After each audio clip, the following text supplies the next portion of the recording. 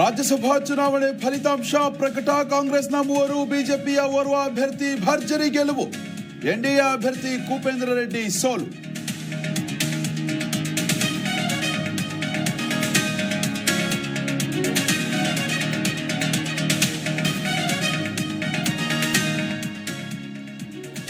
ರಾಜ್ಯಸಭೆ ಚುನಾವಣೆಯಲ್ಲಿ 99.5% ಮತದಾನ. 223 ಶಾಸಕರ ಪೈಕಿ 222 ಶಾಸಕರಿಂದ ಮತ ಚಲಾವಣೆ.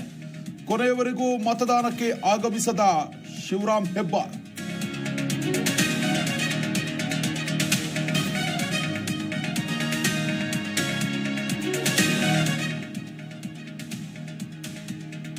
ಬಿಜೆಪಿ ವಿಪ್ ಉಲ್ಲಂಘಿಸಿ ಕಾಂಗ್ರೆಸ್ಗೆ ಅಡ್ಡ ಮತದಾನ. ಎಸ್ಟಿ ಸೋಮಶೇಖರ್ ವಿರುದ್ಧ ಸಿಡಿದದ್ದ ಕೇಸರಿ ಪಡೆ. ಆತ್ಮಸಾಕ್ಷಿಯ ಮತ ಹಾಕಿದ್ದೇನೆ ಎಂದು ಎಸ್ಟಿಎಸ್ ಸಮರ್ಥನೆ.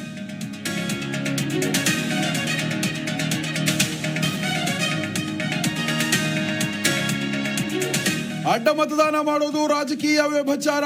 ಎಸ್ಟಿ ಸೋಮಶೇಖರ್ ವಿರುದ್ಧ ಖಂಡಿತ ಕ್ರಮ ಆಗುತ್ತೆ. ಚಿಕ್ಕಮಗಳೂರಿನಲ್ಲಿ ಮಾಜಿ ಶಾಸಕ ಸಿಟಿ ರವಿ ಹೇಳಿಕೆ.